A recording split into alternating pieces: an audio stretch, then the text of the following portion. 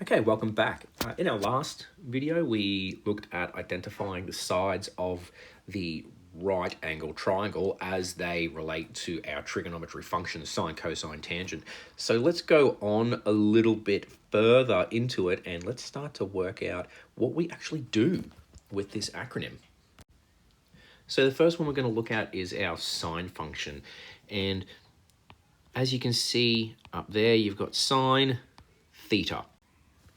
Now, this value is actually equal to the value of the opposite side over the value of the hypotenuse. And you can see right there, sine opposite hypotenuse. So keep in mind, we need to remember what this line here actually means. And if we rewrite this line actually just means division. So sine theta could also be written as the value of the opposite side divided by the value of the hypotenuse side. Now, once you understand this, everything else starts to make a little bit more sense. So if we use the same method to demonstrate cosine, we're going to say cosine theta equals A over H.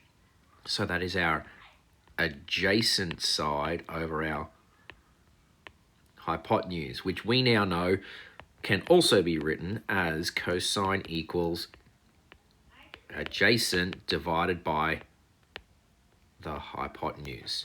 And finally, our tan function, I'm sure you've already guessed, our tan theta equaling opposite over adjacent can also be written as tan theta equals opposite divided by, adjacent.